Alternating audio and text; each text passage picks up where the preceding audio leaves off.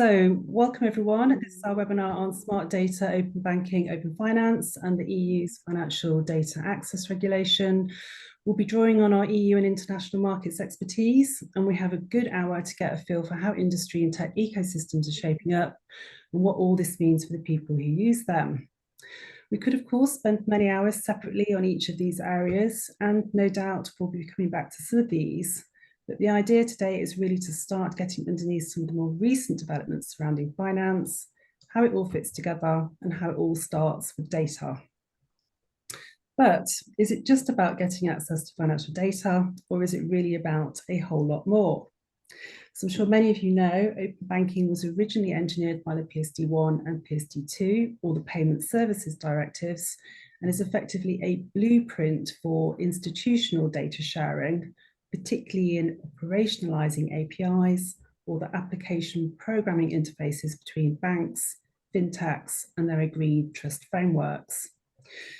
The UK government here has also recently announced its acceleration of so-called smart data schemes as part of data initiatives outlined in the Data Protection and Information Bill, and focusing specifically on energy and transport. Meanwhile, across the EU, they're taking a similar tack, with efforts now being underway to develop 14 EU data spaces across sectors as wide-ranging as finance, health, mobility, agriculture, the Green Deal, manufacturing, tourism, and I could go on.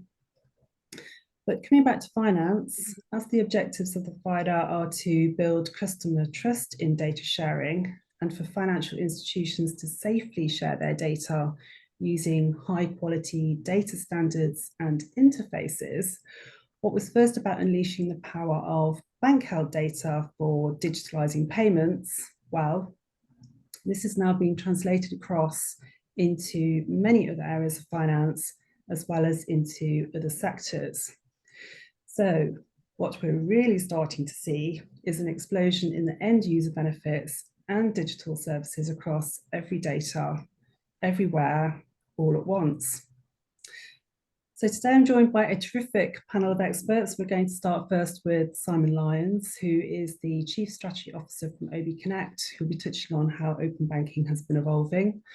We'll then hear from Jakub Petrovsky, who is VP of Product at BID, along with Dr. Jitong Li, who is Professor at HEC Business School Paris, about what it means to really process data and how data ecosystems are really shaping up, including for digital assets.